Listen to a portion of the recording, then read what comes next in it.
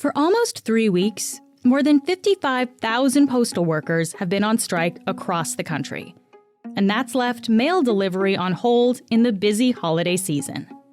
Small businesses are having difficulty shipping out products and receiving payments. Some people who rely on government checks aren't getting them.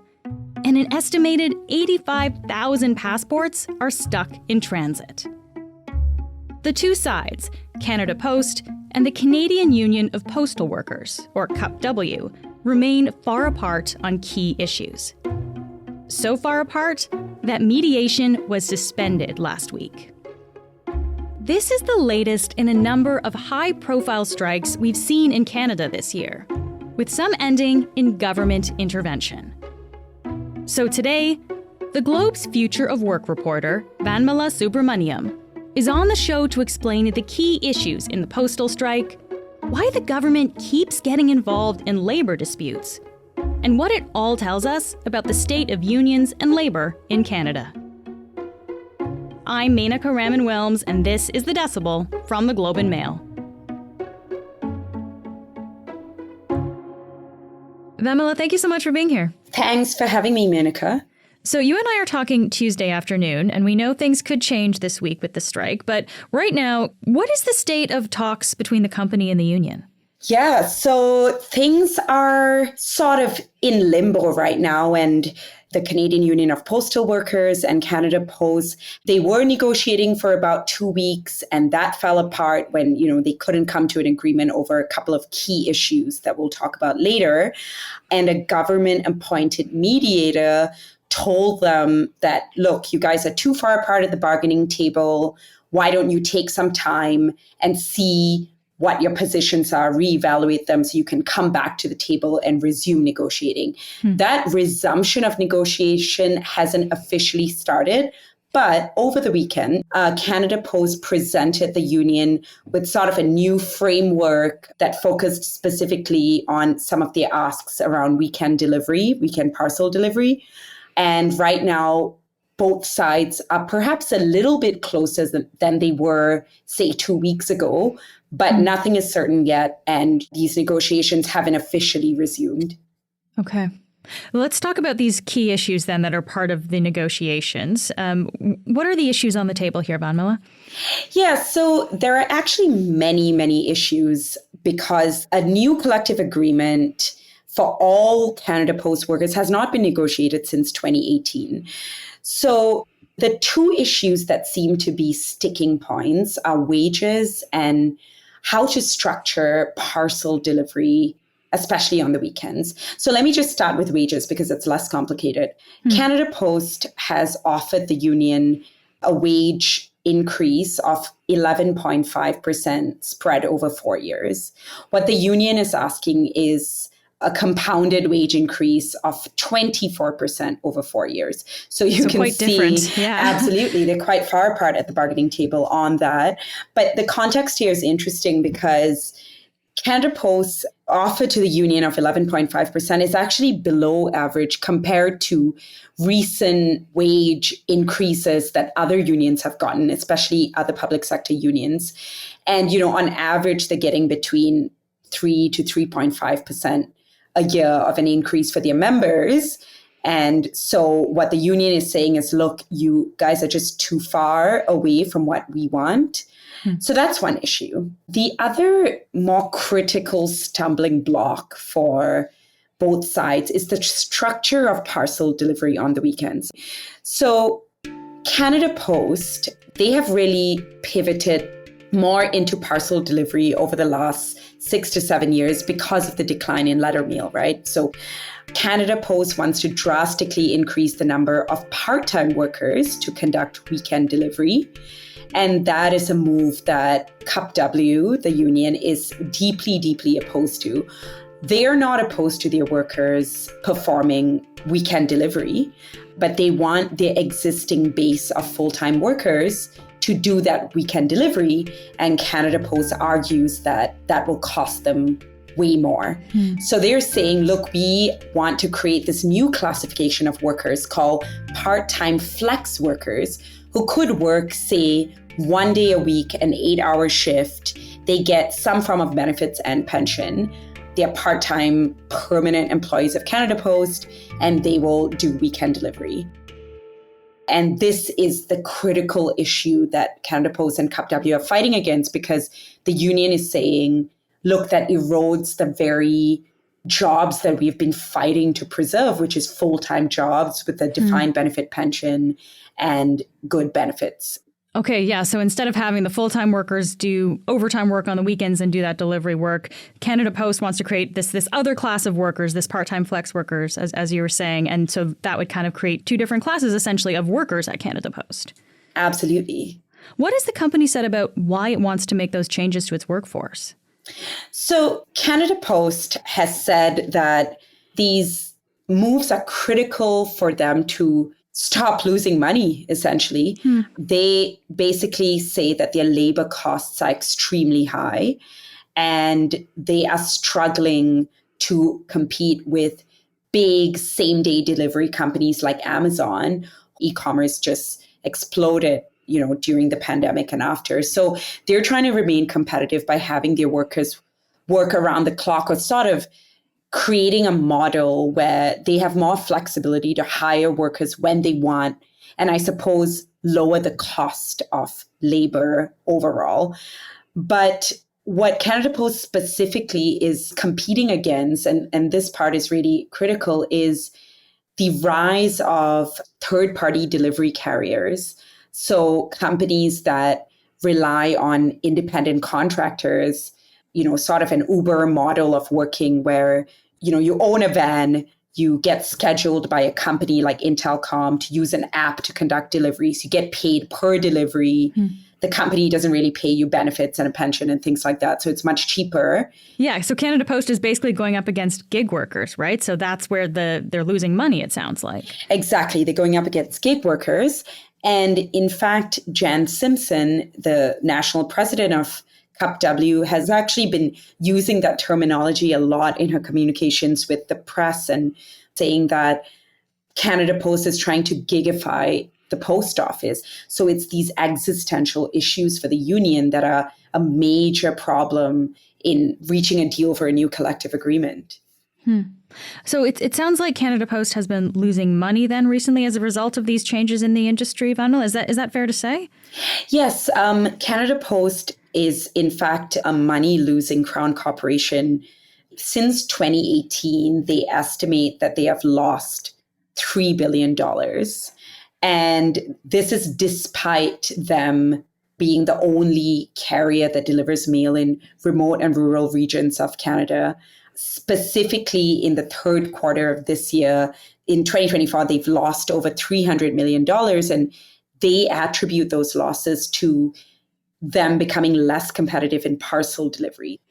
Third-party delivery companies have gained significant ground since 2021, and that has resulted in their market share in parcel delivery eroding by more than half. So the figure they have put out is from 62% prior to the pandemic to about 29% in 2023. Wow. Okay. But I think it's important to note, Menaka, that while Canada Post says that they're losing money, the union has said that they're losing money because of the way they're spending money.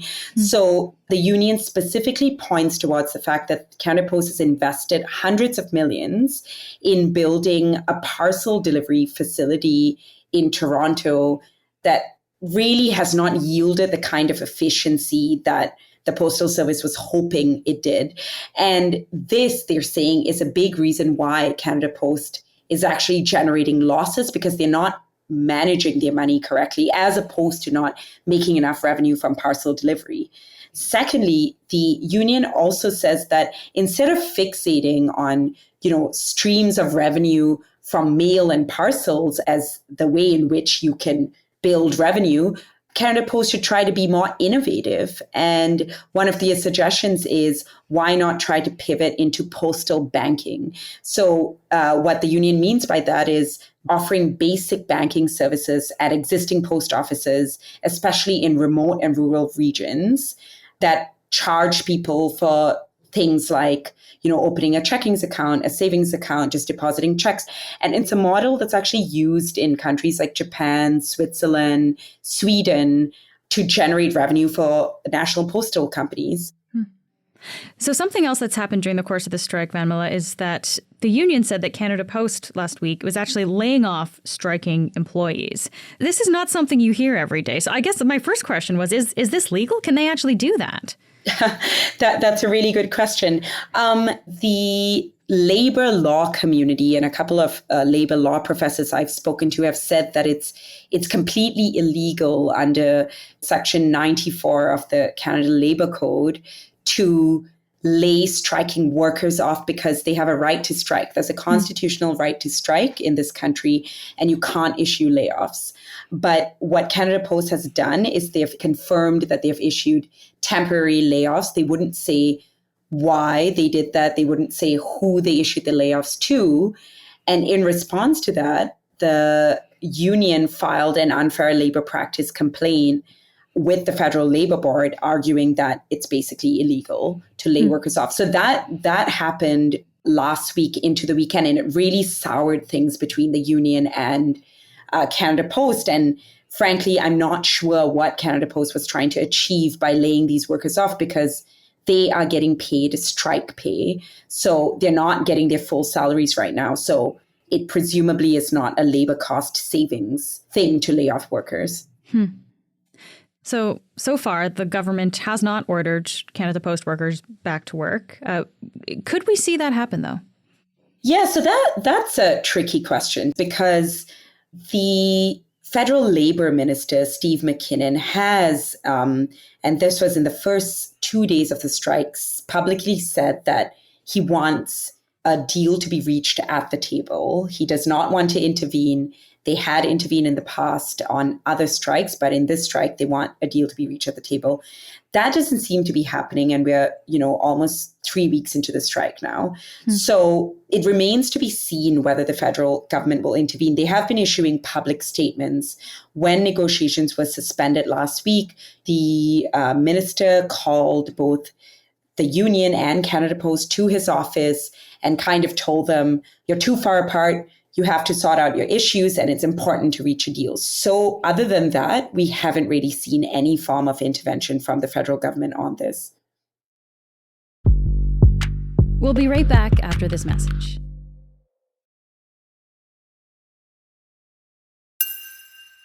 So even though we haven't seen the federal government intervene in the Canada Post situation, traditionally the federal government can use and has used back-to-work legislation in order to get striking workers back to work.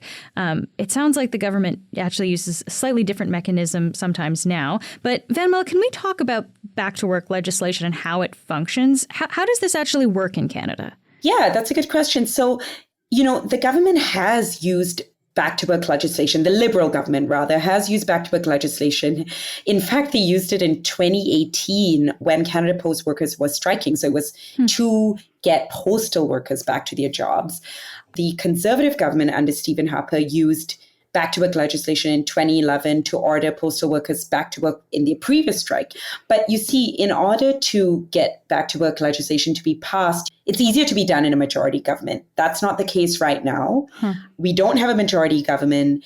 The Liberals used to have an alliance with the NDP that fell apart a couple of months ago. So what the government has done more recently is they've started employing this little used section of the Canada Labour Code.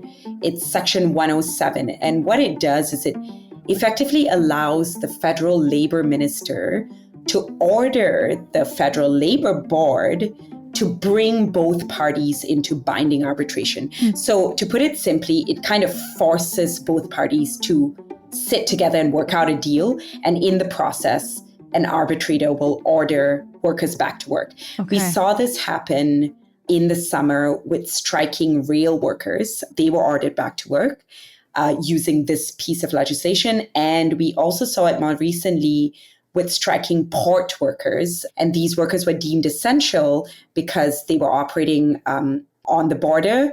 Okay. So just so I understand, so the back to work legislation, you need a majority in the House of Commons to pass that. So if that sounds like a difficult way to do it, the government can use this Section 107 of the Labor Code, and basically the labor minister can do that on his own, and he doesn't need kind of the consensus of the House in order to do this then. Absolutely. But, one of the problems with the government's recent use of Section 107 to sort of end labor disputes, and this is what a lot of labor experts have been saying, is sometimes employers have come to expect that the government will intervene again and order binding arbitration. And that sort of casts kind of a chill over bargaining. And some people argue, undermines your right to strike in this country. I mean, if you strike and you know that, well, the government's just going to come to the table and order you back to work, what's the point of a strike? And, will unions be able to actually negotiate the best possible agreement for their workers within the specter of constant government intervention? That's a question that people have been debating lately. Yeah. So how have workers, I guess, responded to that increase in the use of this Section 107? I think that unions, and I can't speak for union members, but unions have been very critical of it, and labor experts have been very critical of it. They've said that the Liberal government is being a little bit too heavy-handed lately when it comes to getting people back to work. And, it's in a way a method of the federal government to pressure parties to reach a deal, which is not the idea behind negotiating a collective agreement. And often you see employers sort of publicly issuing statements. I mean, we saw this in the case of CN and CP, the rail companies that had issued a lockout to their workers back in the summer. You saw them sort of almost publicly calling for the government to intervene by imposing binding arbitration because it was too disruptive for them to have a strike. So it's not a good precedent to set. Yeah. And actually, the union representing railway workers, Teamsters, they've appealed the federal government's move to impose Section 107 that shut down rail workers from striking. And that is making its way through the Federal Court of Appeal. That's going to take a while, but we'll see, depending on the result of that decision, whether the use of Section 107 actually holds up in the court of law.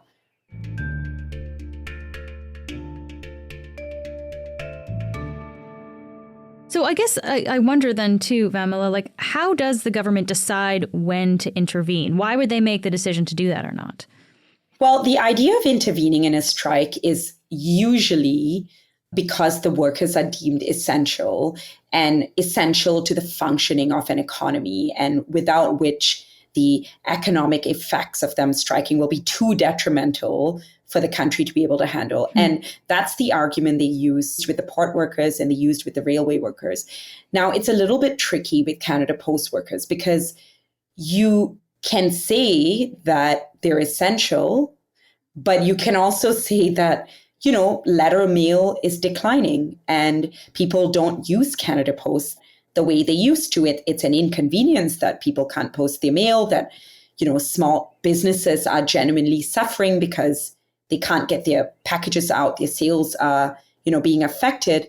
But are postal workers essential? I think that is a question that's debatable. It's not something that is definitive. So, Vanmala, you mentioned rail workers going on strike, port workers as well. We've also seen airline workers. It does feel like we've been hearing about a lot of strikes this year. Is that the case? Are workers striking more? Oh, that's such a good question, Menaka, because the data is a bit tricky on this one. So it may seem to people that there are more strikes. And I do believe that the public is paying more attention to strikes since the pandemic. But the actual data shows that strike frequency, or work stoppages rather, that's the data that the federal government collects, have not really increased substantially since, 2021. I'll give you some exact figures. Please, yeah. In 2024, so far, there have been 124 work stoppages. In 2023, there were 745 work stoppages, but let me qualify this point. This number is very large because of one big strike that happened in Quebec. The Quebec Common Front, a public sector union representing over 1 million workers, went on strike. And because of that one strike involving so many workers, it kind of skewed the data. It didn't mean that more unions and more workers were striking. It was just that one strike. Okay. If you go to 2022, the year of extremely high inflation, we were coming out of the pandemic, worker unrest was very palpable in the country. There were about 157 work stoppages. So not much more than 2024. So I would argue that, there hasn't been a remarkable increase in the number of strikes. The data is kind of sort of average, but people are definitely paying more attention to strikes. And why is that? Why are we all of a sudden taking more notice of them? I think this has to really do with the cost of living. I mean, there's a direct correlation between unions and their momentum bargaining at the negotiating table with employers, fighting for their workers to get paid back wages that match inflation rates in 2022 and 2023. So for example, you had high inflation in 2022, and unionized workers that didn't have their collective agreements negotiated at that time will now look at their salaries and say, wow, we're actually earning less, in real wages that we used to, because we haven't seen an increase in our wages since we experienced very high inflation. So unions are really pushing at the bargaining table and they're being loud about it. So that's getting a lot of attention from the media, from people. And I think members are more spirited in their asks and their demands from unions themselves. They're not willing to take negotiated wage settlements that are less than inflation. And unions know that and are trying to serve their members. Yeah. So just lastly then here, Vanmala, I guess all that being said, what does this current moment then tell us about the state of worker and union power really in the country right now? I think, Menaka, unions are very mobilized right now, and they've been very mobilized actually since the pandemic hit. And I think people became aware of their own rights as workers and how those rights had been eroded and how much the balance of power was in favor of an employer versus an employee. I think workers are, in general, even non-unionized workers, more aware of that, which is giving unions the momentum to build support amongst their own members, to build new members. However, if you, again, look at the actual data, unionization rates in Canada are pretty stable. They haven't really increased substantially. There was a little bit of a jump in 2021 during the pandemic where more people wanted to unionize. But, roughly about 30% of the Canadian workforce is unionized, and most of those unions are public sector workers. But I would say that there's an increasing push from, non-traditional unions like the Starbucks Worker Union, like the Amazon Workers Union, of big companies. And this momentum is coming from the United States to a large extent, momentum to sign up for new union membership, right? For more people to become union members. I think we're definitely seeing that happen. Vanmala, thank you so much for taking the time to be here. Thank you so much for having me, Menaka.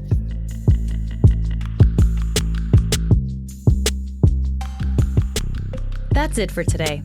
I'm Menaka Raman-Wilms. Our producers are Madeline White, Michal Stein, and Ali Graham. David Crosby edits the show. Adrian Chung is our senior producer, and Matt Frainer is our managing editor. Thanks so much for listening, and I'll talk to you tomorrow.